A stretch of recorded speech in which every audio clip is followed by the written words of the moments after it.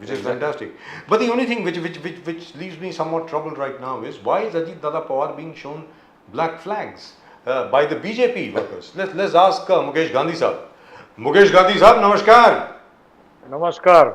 जय हिंद सर, जय हिंद, जय महाराष्ट्र, जय भवानी, जय शिवाजी, वंदे मातरम.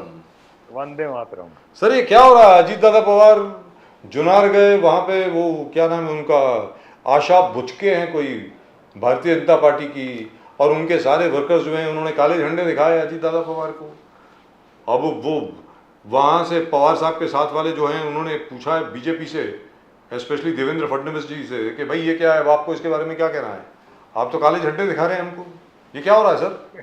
प्लीज बताएं मुकेश गांधी साहब, व्हाट इज गोइंग ऑन? वो क्या है कि अजीत पवार की हमारी अभी जो यात्रा चल रही है अजीत पवार साहब की, वो यात्रा के अंदर सिर्फ उनके खुद के हमारे पार्टी के ही पोस्टर और नेताओं का फोटो लगता है.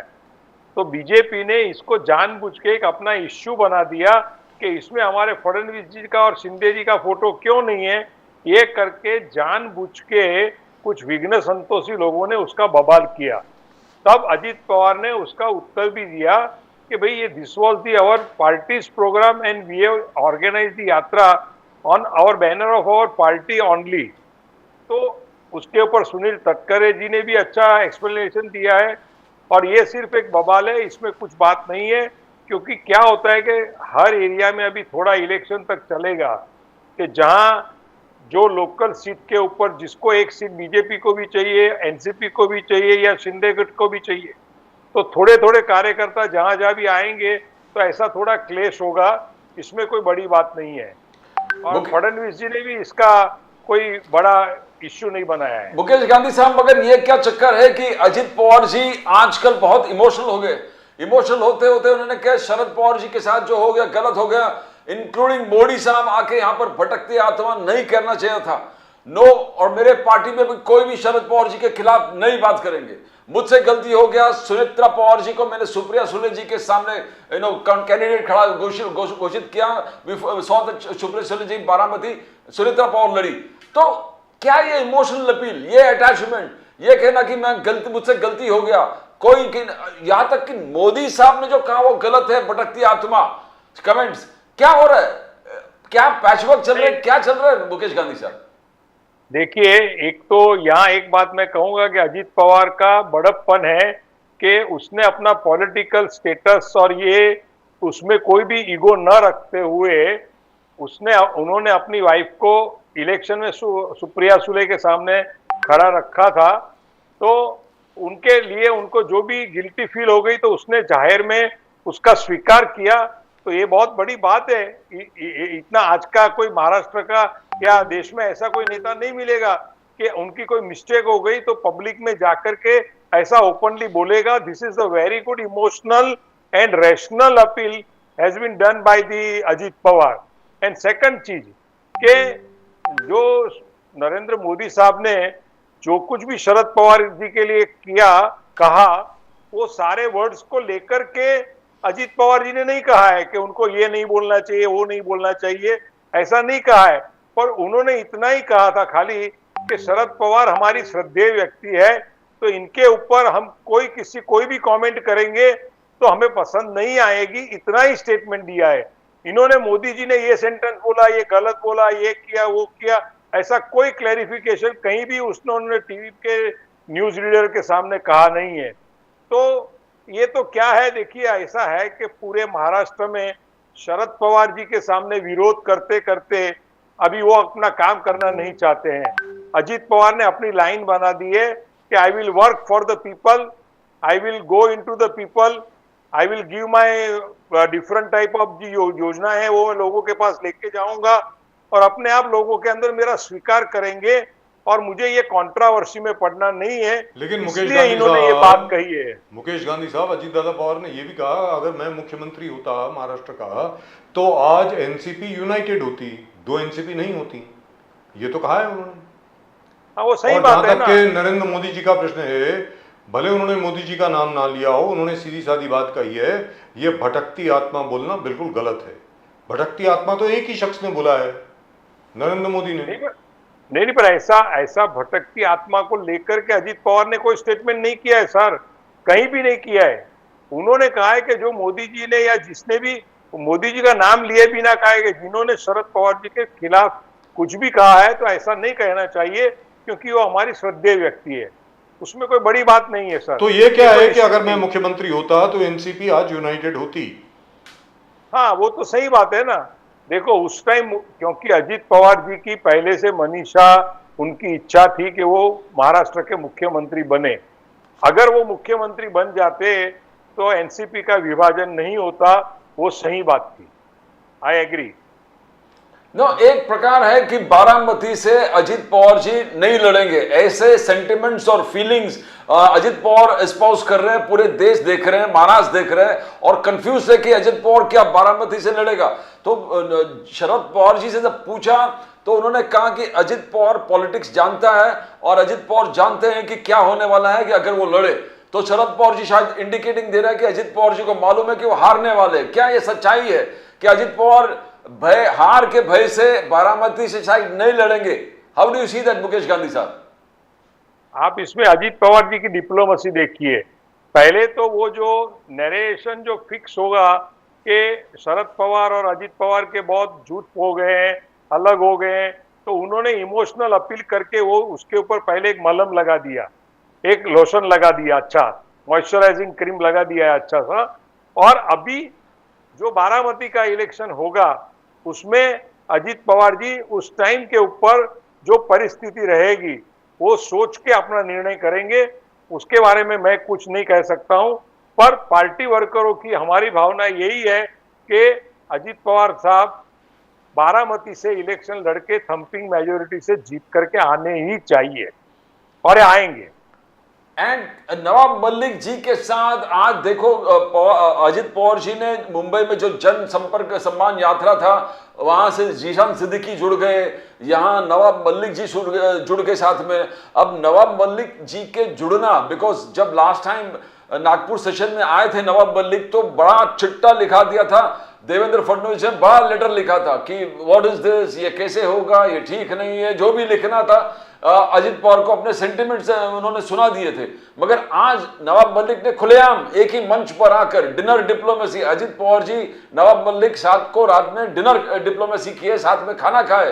तो ये सब देखे क्या महायुति में ठीक है सब कुछ गांधी साहब? क्या फिर देवेंद्र फडणवीस जी जो बार बार कह के देश विरोधी तत्व इतने बड़ा चार्जेस जो नवाब मलिक पर लगाए थे वो सब क्या होगा अभी? How do you see that? तो मुझे एक फडणवीस जी को एक प्रश्न पूछना चाहिए कि बीजेपी हमेशा बड़े बड़े चार्जेस लगाती है तो वो चार्जेस को कंक्लूड क्यों नहीं करती है? आज तो नवाब मलिक को तो उन्होंने पूरा उनके बैल के ऊपर छोड़ा है, वो बाहर है। अगर उनका गुनाह है, Sir, he is out on health grounds. Sir, he has got bail on health grounds. On his ground, बरोबर है। तो आज उनके ऊपर वो ही जो आज भी उनका जो गुनाह है जो उनके ऊपर हुआ है तो वो आज भी बीजेपी को प्रूव कर देना चाहिए और प्रूव करके नवाब मलिक को उनके लिए जो भी पनिशमेंट होती है वो देनी चाहिए वापस। अगर उनको बेल दे दी है, जैसे कांग्रेस में आज राहुल गांधी ने भी बेल लेकर के बाहर खड़े हैं, सोनिया गांधी भी बेल करके बाहर खड़ी है और वो भी इलेक्शन लड़ सकते हैं, तो नवाब मलिक क्यों इलेक्शन नहीं लड़ सकते? सर, सोनिया गांधी और राहुल गांधी के खिलाफ ये आरोप नहीं है कि उनका दाऊद इब्राहिम के साथ कुछ व्यवहार था। सोनिया गांधी और राहुल गांधी के खिलाफ आरोप ये है कि नेशनल हेरल्ड केस में उन्होंने कुछ धांधली करी है, ये आरोप है। वैसे तो by the way, for your information, I have got bail in 86 cases. Right now I am out. I have got bail in 86 cases, defamation cases. That does not make me a criminal. But there is no case. But there is no case against me where I have been charged with having any business relation with any underworld figure, which is a charge against Mr. Nawab Malik. हाँ, पर वो charge उनके ऊपर आ गया, फिर उनको अभी bell मिली है, तो अभी इसका कंक्लूजन तो होना चाहिए ना? करेक्ट। तो ये कंक्लूजन जब तक नहीं हुआ है तब तक, जब बेल पे, हमारे हिंदुस्तान की लोकशाही में जुडिशरी सिस्टम ऐसी है कि जो बेल पे आता है वो आदमी अपने हिसाब से करता है। और अभी दूसरी बात ये कहता हूं कि आज अजीत पवार जी और हमारे पार्टी के नेता जो भी नवाब मलिक के साथ रिलेशन रख के काम करना चाहते हैं, ये उनका कोई अलग मैथमेटिक्स है, अलग रिश्ते काम करना चाहते हैं, उनको जोड़ना चाहते हैं, पुराना साथी है साथ में रखना चाहते हैं। अगर वो देशद्रोही होगा या तो उसने कोई अंडरवर्ल्ड के साथ में कुछ कमिटमेंट किया होगा और बात की होगी और वो प्रूव होगा, तो our party will be damage. But Ajit Pawar ji को, प्रफुल्ल पटेल जी को ऐसा मालूम पड़ता है कि एक्चुअली इनके ऊपर जो भी इल्जाम लगे हैं वो इल्जाम प्रूव नहीं हुए। कहने का मतलब ये हुआ कि देवेंद्र फडणवीस जी ने जो चिट्ठी लिखी थी अजीत दादा पवार को कि इनको आप अपनी पार्टी में शामिल अभी मत कीजिए, ये अजीत दादा पवार का जवाब है देवेंद्र फडणवीस को कि आप हमारी पार्टी के इंटरनल अफेयर्स में आप इंटरफियर ना करें। कहने का मतलब ये हुआ। मुकेश गांधी सर, ऐसा ही हुआ। ये बहुत बहुत कंट्रोवर्शियल इश्यू है। इसके बारे में मैं एक ही बात कहूंगा राजीव जी, ये समय आने पर इसका क्लैरिफिकेशन हो सकता है। हम जैसे कार्यकर्ता या एनालिसिस करने वाले भी इसमें कुछ एनालिसिस नहीं करेंगे। देखिए, जैसे अजीत पवार जी ने अपनी वाइफ को इलेक्शन में खड़ा रखा सुप्रिया जी के सामने, तभी भी ऐसी बात हुई थी कि सुप्रिया जीतेगी, ये हारेंगे, ये जीतेगा, पर एटलीस्ट जो बाद में रिजल्ट आ गया हमारे सामने है। ऐसा नवाब मलिक के आने से हमारे अजीत पवार गठ को फायदा होगा या नुकसान होगा, वो तो आने वाला इलेक्शन ही बता सकता। लेकिन अजीत दादा पवार ने एक चीज तो बता दिया है सर, ये तो मानना पड़ेगा। उन्होंने ये कहा है कि that he is the head of his party, not mister Devendra Fadnavis. That is the message which has gone across to mister Fadnavis and everybody else कि भाई देखिए, and even I remember mister Bawankule and other people had also criticised mister Ajit Dada Pawar. Ajit Dada Pawar said very clearly, मेरी party में कौन आएगा इसको मैं तय करूंगा, आप नहीं तय करेंगे, which is fantastic by the way. Let's be very clear, we expect nothing less from Ajit Dada Pawar. Yes yes. और वक्फ बोर्ड में भी जिस प्रकार से अजित पवार जी ने स्टैंड लिया कि माइनॉरिटी आउटरीच कहेंगे या माइनॉरिटी अपीसमेंट कहेंगे, उन्होंने कहा कि वक्फ बोर्ड में अगर कुछ गलत हो रहा है तो I will stand for the minorities, I will stand for my Muslim brothers, and if need be I will initiate along with Nitish Kumar and Chandrababu Naidu and Eknath Shinde, who are alliance of BJP, to see that no injustice is done to minorities. Now, how don't you call that minority overreach, outreach or minority appeasement? आप इसको कैसे देखते हो गांधी साहब? Sir देखिए, ऐसा है कि वक्फ बोर्ड का जो इश्यू बीजेपी ने, नरेंद्र मोदी जी ने जिस तरह से हमारे लोकसभा में प्रेजेंट किया है और जितने भी इन आउट्स है वो ओपन किए हैं, उसमें मुसलमानों के खिलाफ यहाँ कोई इश्यू नहीं है। फिर भी हमारे मुस्लिम लीडरों ने, सबने साथ में मिलके, इंडी ग्रुप ने साथ में मिलके ये मैटर को पूरा हिंदू वर्सेस मुस्लिम बना दिया, और नरेशन बनने के कारण अभी चंद्रबाबू नायडू होंगे, अपने नीतीश कुमार होंगे, अजीत पवार होंगे, ये सभी नेता एक ही कहेंगे कि हमारा सेक्युलर स्टैंड है और वो अपने मुस्लिम वोटरों को खोना नहीं चाहते हैं, इसलिए उनका तुष्टीकरण करते हैं। पर वास्तव में वक्फ बोर्ड की मैटर जब भी आगे चलेगी तो उसमें पूरा स्पष्ट क्लियर दिखाई देगा कि this is not against the Muslim, but जो कुछ भी कायदे कानून आज तक कांग्रेस ने बनाए हैं और उसके कारण एक संस्था को इतना पावर दे दिया है कि जो हमारे देश की इतनी बड़ी जमीन अपने हाथ में ले ले, हमारा मंदिर भी कब्जे में ले ले और जहां उंगली रख के वो जमीन हमारी हो जाएगी, ये प्लेस हमारी हो जाएगी, सूरत की म्युनिसिपल कॉरपोरेशन भी हमारी हो जाएगी।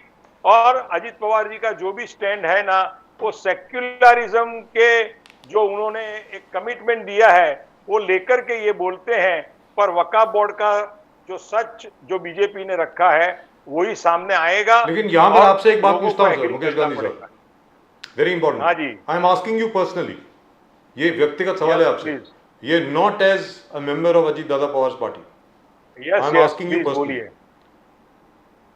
सर आपको लगता नहीं है कि जहां तक वक्फ बोर्ड का सवाल है, उनकी जो ट्राइब्यूनल है वक्फ बोर्ड की, हाँ जी, इट इज नॉट अपीलेबल? मतलब वक्फ बोर्ड के ट्राइब्यूनल ने एक बार, अपील्स ट्राइब्यूनल ने एक बार निर्णय ले लिया, ये क्या मतलब हुआ? अजीबोगरीब मसला नहीं, नहीं, या how can- I stand totally with the BJP on this one sir.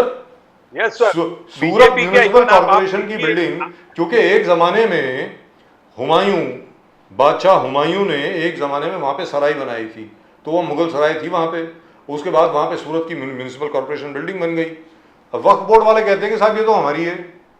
I agree, वहां पर जो ट्राइब्यूनल है वक्फ बोर्ड का, अपीलेट ट्राइब्यूनल जो है, उन्होंने बहुत बढ़िया स्टैंड लिया।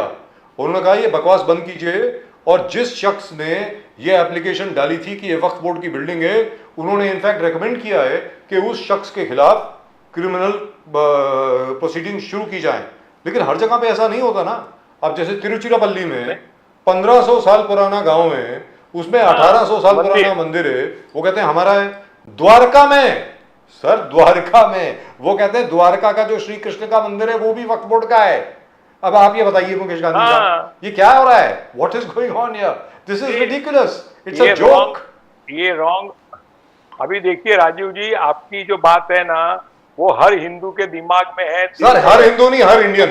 अभी हर इंडियन सर, नहीं हर इंडियन जी नहीं, हर इंडियन में नहीं कहूंगा, क्योंकि हर इंडियन जो है ना उसमें डिवाइडेड हो गए हैं।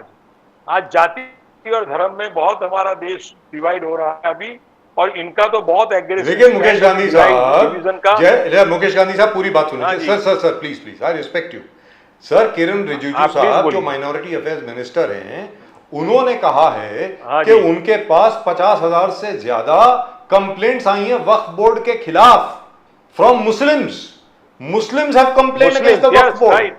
अब आप बोलें सर प्लीज। यस सर, मैं आपके सारे पॉइंट्स के साथ में पहले तो एग्री होता हूं कि बीजेपी ने जो पुटअप किया है, और जो हमारे माइनॉरिटी अफेयर्स के मिनिस्टर ने जिस तरह से लोकसभा में अपना लेक्चर देकर के जो बातों को ओपन अप किया है, पर उस टाइम में, इस टाइम में जब बांग्लादेश का ये इश्यू चल रहा था, और कांग्रेस से लेके सारे मुस्लिम लीडरों ने, सबने इकट्ठे होकर के इसको हिंदू वर्सेस मुस्लिम इश्यू बना दिया, इसलिए ये मैटर को पूरी कमेटी में डालनी पड़ी, जिससे देश में कोई रायट न हो जाए। ये एक दूरदृष्टि का, दूरंदेशी का काम नरेंद्र मोदी जी ने किया है। अभी अजीत पवार जी होंगे या अपने जनता दल के लोग होंगे या कोई भी होंगे, आप देखिए उसमें तो मुझे सबसे अच्छी स्पीच अगर आप बताओ ना राजीव जी, तो मुझे तो चंद्राबाबू नायडू के घटके, वो नेता का नाम मैं भूल गया, उन्होंने कितना सुपर्ब कहा कि इसमें हिंदू या मुस्लिम धर्म के बारे में कोई बात ही नहीं है, एक संस्था के बारे में बात चली है कि जो संस्था अपने आप ही अपना कायदा बनाती, अपना ट्रिब्यूनल बनाती, अपना कायदा का जजमेंट वो देती है, और हिंदुस्तान के कानून को मानती नहीं है, तो उसके खिलाफ अगर एक रिक्विजिशन, उसके ऊपर संशोधन अगर चालू हो जाता है तो कोई गलत नहीं है। तो इतना अच्छा इश्यू तो चंद्राबाबू नायडू के ग्रुप ने भी दिया था, और अजीत पवार जैसे नेता ने भी खुल के कुछ नई बात की होती ना, तो उनको भी हिंदू ध्रुवीकरण का फायदा होता था। आज क्या हो जाता है, ऐसी बातों करने से न तो मुस्लिम नजदीक में आते हैं, न हिंदू और नजदीक आते हैं, और उसमें वोटर्स कम हो जाते हैं। ऐसी परिस्थिति आज की तारीख में हो रही है। बाकी ये संशोधन आएगा, होगा, और हमारे देश के अंदर एक बहुत बड़ा परिवर्तन आने वाला है। और मैं राजीव जी आपको एक बात कहूं, ये 5 इलेक्शन हो जाने दीजिए 5 स्टेट के बाद में, आप हिस्ट्री दोहराएंगे ना, तो 71 में और 81 में जिस तरह से इंदिरा गांधी जी ने अलग अलग स्टेप लिए, चरण सिंह के टाइम में और बाद में 81 में दूसरे टाइम में, और जिस तरह से बैंकों का नेशनलाइजेशन किया, अपना रजवाड़े लोगों का प्रीव्यू जो पगार मिलता था वो बंद कर दिया, सोशलिस्ट पैटर्न अपने को बना दी, और बाद में एक पूरा ध्रुवीकरण करके सोशलिस्टी को अपने पास लिया, और बाद में उनके ही सारी सीटें मिड टर्म इलेक्शन लाकर के 71 के बाद में उन्होंने वापस इलेक्शन लाकर के पूरा जो ध्रुवीकरण करके उन्होंने सारे वोट ले लिए, और वो थंपिंग मेजोरिटी से वापस पावर में आ गई इंदिरा गांधी जी। और सेम थिंग उन्होंने 81 में भी किया, आफ्टर इमरजेंसी एंड सब फेज पूरा निकल गया। 80 में मैं कहता हूं, तो 80 में भी इन्होंने ये किया। आज क्या है कि मोदी जी जिस तरह से काम कर रहे हैं, तो मुझे तो लगता है कि मोदी जी ये सारा ये करके बांग्लादेश के जो हिंदुओं का जो इश्यू हुआ है, ये वक्फ बोर्ड का इश्यू जो हो रहा है, ये सारी बातें करते करते हिंदुओं का ध्रुवीकरण सशक्त करते जाएंगे। और एक दिन ऐसा आएगा कि वापिस हिंदुस्तान में अगले साल में या एक साल के बाद भी कोई मिड टर्म इलेक्शन लोकसभा का फिर से आ सकता है, क्योंकि आज इंडी गवर्नमेंट ने इतना पॉइजनस कर दिया है मुस्लिम तुष्टीकरण करके कि हिंदुओं के अंदर एक जबरदस्त आक्रोश खड़ा हो गया है। और ये आक्रोश को अगर कोई नेता जो भी लोग नहीं समझेंगे और फिर सिर्फ मुस्लिमों का तुष्टीकरण करने की बात करेंगे, तो अब उनका चलने वाला नहीं है। गांधी साहब, हाँ जी, सुप्रिया सुले जी ने कहा कि आप इलेक्शन पोस्टपोन करने से रिजल्ट पोस्टपोन नहीं होगा, रिजल्ट चेंज नहीं होगा। रिजल्ट क्लियर कट है कि you are going to lose, Mahayuti is going to lose the election. Supriya Sule ji delay is not going to have any effect on the people's mind. They want to vote Mahayuti out. Supriya Sule ji तो कैसे? और फिर लाड़की बहन का scheme का भी उसने आलोचना किया, बोले सेल्फिश स्कीम, बहुत सेल्फिश स्कीम है। भाई बहन का रिश्ता आप पैसे से तोलने चाहते हो, 1500 रुपया। सुप्रिया सुले जी ने आलोचना की है। गांधी साहब, नहीं, सुप्रिया जी बहुत इंटेलिजेंट है, पर इनकी आलोचना लाड़की बहन के लिए जो करती है वो मुझे अच्छी नहीं लगती है।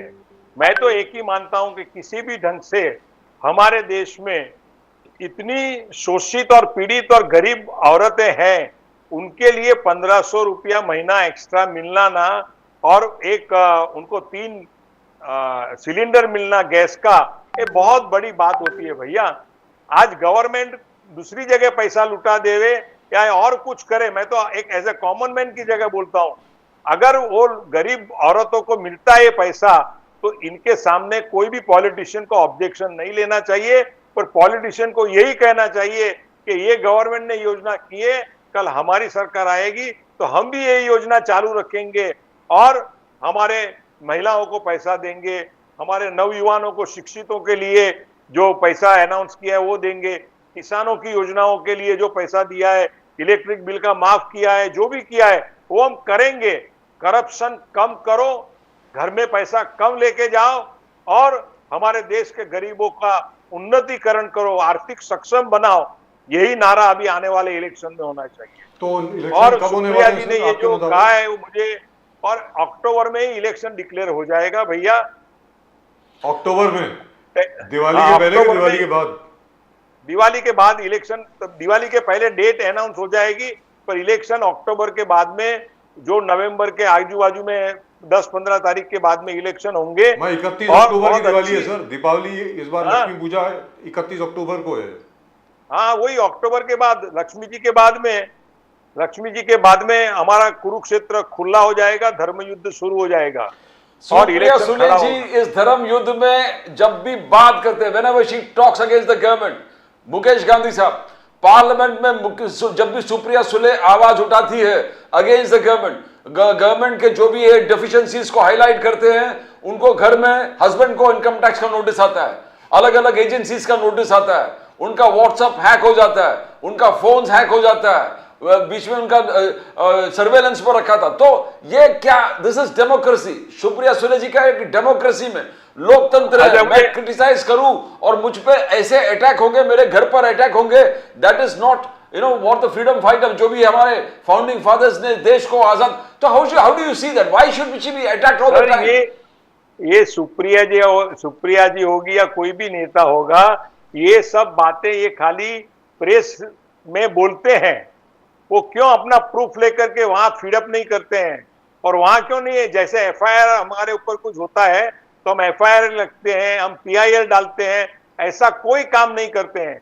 मैं मनगढ़ंत कुछ भी बातें पब्लिक के डोमियम उसमें जाकर के, पब्लिक में जाकर के कहूंगा तो उसका कोई मतलब नहीं है सर। तो कहने का मतलब ये हुआ कि बहुत स्मार्ट है, बहुत इंटेलिजेंट है। सर आपके मुताबिक सुप्रिया सुले जी झूठ बोल रही हैं? आईटी नोटिस, इनकम टैक्स का नोटिस झूठा नहीं है, हैक हो गया, व्हाट्सएप भी हैक हो गया, वो ब्लैकमेल कर रहे थे कि तो सर उनको इनकम टैक्स का नोटिस क्यों आता है सर? जब भी वो सरकार को क्रिटिसाइज करती हैं। घर में हस्बैंड वो लवासा का इश्यू देखिए, और कितने इश्यू है, क्यों नोटिस ही आती है खाली? बहुत होना चाहिए सर। अभी क्या है, लोगों के सामने कोई छुपा हुआ है क्या? इनके लिए क्या सिंपैथी होनी चाहिए लोगों को? अजीत दादा कोई पवार के सिंपैथी लिए लेने होनी की चाहिए। जरूरत नहीं है। अजीत दादा पवार के लिए होनी लवासा से चाहिए। लेकर के कितने इश्यू है सर। नहीं, अजीत दादा पूरे पवार के देखिए लिए ना। होनी चाहिए। बैंक ऑफ महाराष्ट्र का हाँ, केस सब बंद, इसके भी इरिगेशन जो स्कैम politician- बंद, चक्की पीसिंग जो एंड पॉलिट- पीसिंग एंड पीसिंग बंद। नहीं होनी चाहिए। कोई जो पॉलिटिशियन ने करप्शन किया है उनके प्रति समाज में कोई सिंपैथी नहीं है, और इसका भुगतान हर पॉलिटिशियन को भुगतना पड़ेगा आने वाले कल में। ये आप लिख के रखना। Wonderful, thank you so much Mukesh Gandhi साहब, great pleasure as always talking to you. Wonderful, you always speak from the heart, आप दिल से बोलते हैं, इसके लिए आपकी बहुत रिस्पेक्ट है सर। और कभी दिल से बोलने में मार भी खाएंगे हम। कोई बात नहीं सर, हम लोग आपके साथ हैं, कोई आपके साथ हो या ना हो, हम लोग साथ हैं सर आपके। नहीं नहीं सर, हम आपके साथ हैं, और जो बेबाक डिस्कशन यहाँ होता है ना, इससे दिल को एक तसल्ली मिलती है कि at least somebody is ready to listen and to broadcast the matter. But So I nice agree of with you. you. I personally, I don't know. I'm sure Pradeep ji possibly does. He'll tell you himself. On the Waqf matter, sir जो amendment सरकार लेकर आ रहे हैं वो गलत नहीं है. Very frankly speaking. वो Yes गलत sir, नहीं yes है. sir. It should have been done much earlier. बहुत लेट लेके. Yes sir. And your comment last time that everybody should work towards restoring the Hindu, जो भी losses हो गए in Bangladesh was very well appreciated across the board, across. They said it's a very, Yes, sir. very fine suggestion. जो आपने कहा कि all religion should unite where India is concerned and see the Hindus in, जो भी उन पे destruction हो गया है उस चीज को कैसे निवारे, सवारे और ठीक करे. That was very much appreciated by the people. Fantastic. नहीं, मुझे इस्कॉन के ग्रुप से भी कुछ कहाँ से इसका फोन आया था, फॉरेन से, कहाँ से उन्होंने नंबर लेके के we have seen some your clips in USA. Correct. somebody, और बाद में फोन कट हो गया, और बाद में कुछ उनका कोई नंबर मुझे ट्रेस नहीं हुआ वापिस। They appreciated our talk on this channel. Yes, and it was very well appreciated to do something for the Bangladeshi Hindus there.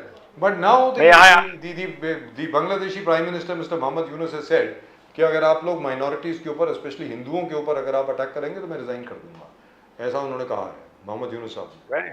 He said it very clearly that I will not stand for this, and he's a good man by the way, and yes, it looks very good man. he is a very he's a Nobel Prize winner sir, मतलब जो गरीब Yes, sir. मतलब क्या जबरदस्त आदमी है sir, ऐसी कोई बात नहीं। हाँ। So I hope it happens, I hope there is peace in Bangladesh, I hope। आप देखिए राजीव जी, एक बात कहता हूँ, पाकिस्तान में जो परिवर्तन हुआ जी। उसकी जगह बांग्लादेश में जो परिवर्तन हुआ है और जो अभी आने वाले कल में होगा ना, वो बहुत हेल्दी होगा, और बांग्लादेश और इंडिया अगेन वापस एक कॉर्डियल रिलेशन पे आ जाएंगे, ऐसा मुझे लगता है। Sir I hope so, I really and truly hope so. I hope there will be good relations between India and Pakistan also. सबके साथ अच्छे रिलेशन होने चाहिए सर, ऐसी क्या बात है। अपने नेबरहुड में तो लोगों के साथ तो अच्छे दोस्ती वाले संबंध होने चाहिए ना sir. Pakistan, I know I will disagree with Pakistan is concerned because जब भी आपने दोस्ती का हाथ मिलाया इधर कुछ बम फटे और नुकसान यहीं पर हुआ है। सर मैं दोस्ती की, मैं वो वाली दोस्ती की बात नहीं कर रहा था, मैं प्रदीप वो वाली भाई, दोस्ती, आपकी बात पाकिस्तान के समझे। साथ वो वाली दोस्ती हो ही नहीं सकती। ओ बेचारा अटल जी पूरे गाड़ी लेकर वहां घुसे थे अंदर, प्यार और मोहब्बत का संदेश लेके, और वही आदमी ने चक्कू नवाज शरीफ के नाम से अरे प्रदीप जी वो क्या बात कर रहे हैं, पाकिस्तानियों ने अपना धर्म निभाया ना सर।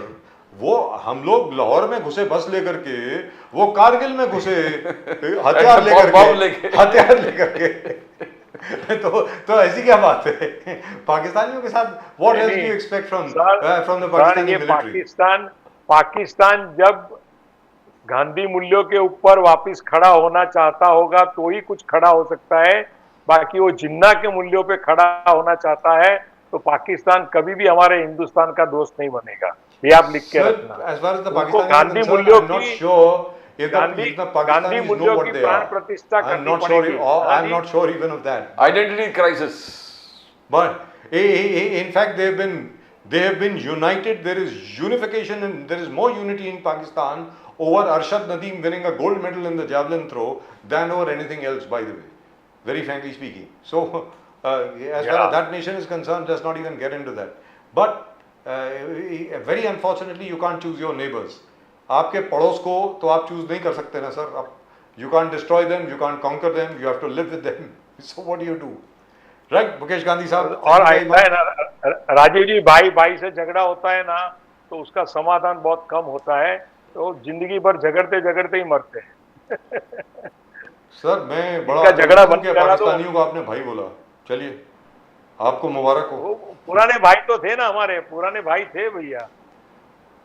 जी इसके ऊपर डिस्कशन तो भाई- करेंगे कभी बैठ के. नहीं नहीं, इसके बहुत ऊपर अलग चीज है. इसके ऊपर भाईजान we बन will have जाते a हैं. full show on the partition of India Yes, sir. Yes, and what sir. really Yes. took place. We will Yes, talk about yes. that at some other point of time. In the meantime, thank you very much Yeah. sir for joining us. बहुत बहुत शुक्रिया आपका So nice of you, हमारे sir. साथ So जुड़ने के nice लिए of sir. जय Siya Ram, Thank her her you. Mahadev. Thank you sir. जय सिया राम, हर हर Mahadev.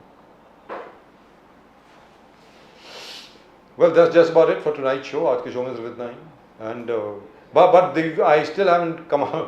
I mean, kind of wrapped my head around the black flags being shown to Ajit Dada Pawar. मतलब ये क्या है यार? It's I think we're going to see very unpredictable, never seen elections this time. Because Mahayuti के अंदर ही इतना फूट है, इतना मारपीट है, इतना एक दूसरे दुश्मनी है. Same thing with the MVA, everybody against each other. तो it's very interesting times where Maharashtra elections are concerned. that's right. और एक रामदास कदम साहब कुछ बोल रहे हैं, रविंद्र चौहान साहब कुछ बोल रहे हैं, कोई बोल रहा है मैं तेरा वो सभ्य भाषा ही नहीं. मैं वो तेरा मुंह तो- चेहरा नहीं बोलते, थोबड़ा मैं इसका थोड़ा तोड़ दूंगा and so on and so forth. ये वो क्या रहा है? Anyway, it's become very very interesting. बहुत इंटरेस्टिंग हो रहा है, बड़ा दिलचस्प हो रहा है महाराष्ट्र में जो राजनीतिक माहौल है. फिलहाल प्रदीप जी और मेरी तरफ से सिर्फ इतना ही. आप चैनल को सब्सक्राइब जरूर करें साहब, please do subscribe to channel. वो घंटी भी बज गई है. लाइक शेयर सब्सक्राइब, समझ गए. और साथ में कमेंट भी करें. Please do send your comments. We love reading your comments. I really love reading your comments. Do please comment on whatever you have to say. And we'll of course be back tomorrow. तब तक के लिए आप सब लोगों को नमस्कार. जय हिंद, जय महाराष्ट्र, जय भवानी, जय शिवाजी, वंदे मातरम. वंदे मातरम. जय सिया राम, हर हर महादेव. हर हर महादेव.